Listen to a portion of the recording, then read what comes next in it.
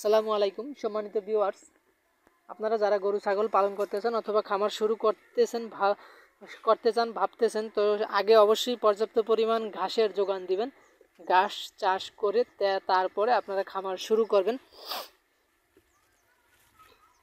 যেটা হচ্ছে Indonesian smart Napier ঘাস। এই যে ওটা কাটার পরে কিছু ঘাস উঠতেছে, আবার এখানে কাটা হয়েছে, আবার এই যে পিছনে যেটা কাটছে সেটা তো দেখুন কি পরিমাণ হয়ে থাকে।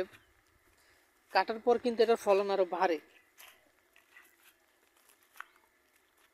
এই যে এটা হচ্ছে ইন্দোনেশিয়ান স্মার্ট নেপিয়ার ঘাস, হাই প্রোটিন সমৃদ্ধ একটি ঘাস।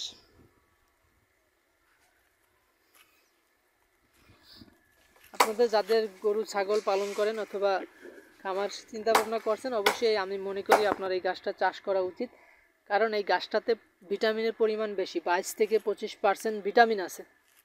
ভিটামিন না, প্রোটিন। 22-25% প্রোটিন আছে।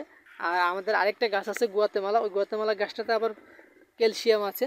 তো এক একটা ঘাসে এক এক রকম ক্যালসিয়াম প্রোটিন উপাদান থাকে। তো আপনারা সবগুলো ঘাসেই আপনার জমি থাকলে কম বেশি করে চাষ করতে পারেন, গরু ছাগলকে খাওয়াতে পারেন। আপনার রোগবালাই কম হবে, আপনার খামারের খরচও কমবে। কাঁচা ঘাস আপনি যত বেশি খাওয়াতে পারবেন আপনার খামারের জন্য তত ভালো। তো সেই হিসেবে আপনারা এই ঘাসগুলো চাষ করতে পারেন। আমরা সবসময় এই ঘাসের কাটিংগুলো ডেলিভারি দিয়ে থাকি। আপনার জেলা উপজেলা যে কোনো জায়গা থেকে আপনারা এই ঘাসের কাটিংগুলো সংগ্রহ করতে পারবেন।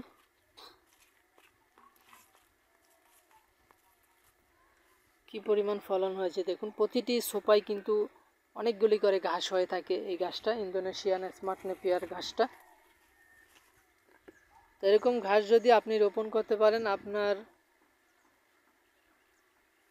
খামারে ঘাস নিয়ে হয়তো আর কোনো চিন্তা ভাবনা করা লাগবে না। একবার রোপণ করলে 3 থেকে 4 বছর, একবার রোপণ করার পর থেকে আপনি খাওয়াতে পারবেন। তো আপনাদের কাটিং লাগলে অবশ্যই যোগাযোগ করবেন। সকলে ভালো থাকবেন, সুস্থ থাকবেন। আল্লাহ হাফেজ।